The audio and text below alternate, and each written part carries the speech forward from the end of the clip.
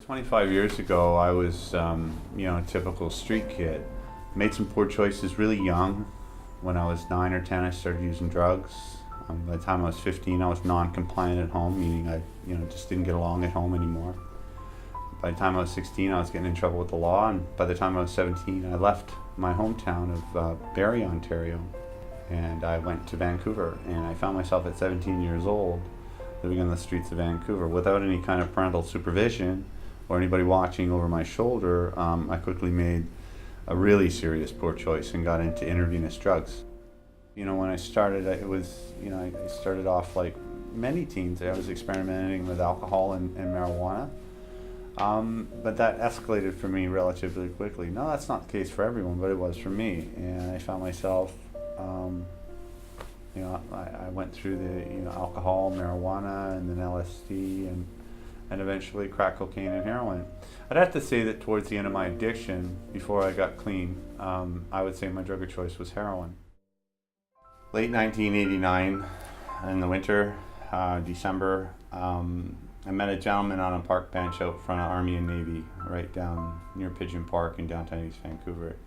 I saddled up beside this guy because he had a cigarette hanging out of his mouth, and I was a mooch. I mean, give it a name, right?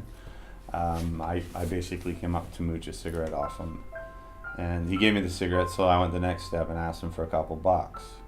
But he then laid something on me that was incredibly valuable, and it's been a mantra in my life. And he said to me, he says, we got chatting for a little while, and he got to know my name. He says, Joe, he says, there's more in you than you can see. When I met Joe a couple of years ago, before we decided to start working together, we really found that we shared a similar driving purpose, or what you might call a big why. And that's really about trying to extract the best out of people. It's a passion for helping people. And the real starting point to that is actually seeing something extraordinary or something amazing, seeing possibility in the people around you.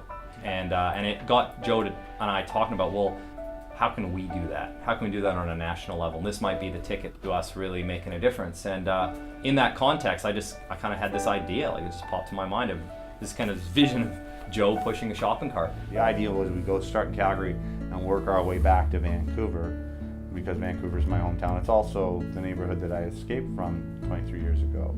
So going into July 1st, there was a lot of anxiety. Like, how am I going to be able to walk 24 kilometers every single day, 6 days on, 1 day off?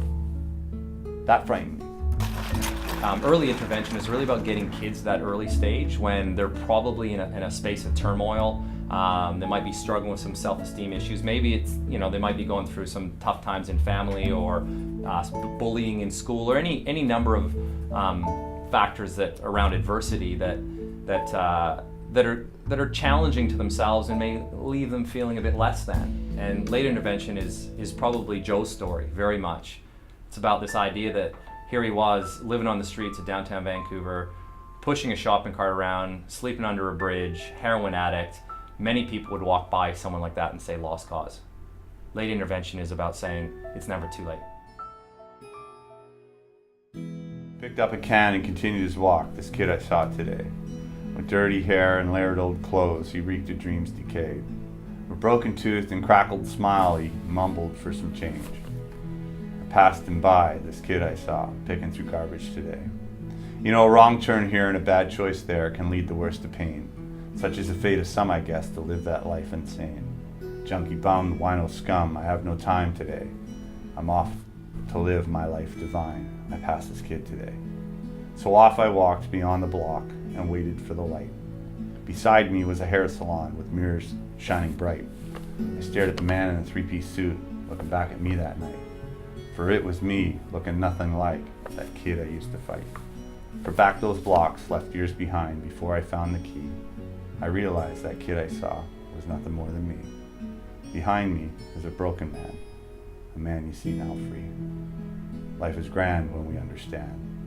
There's more to us than what we see.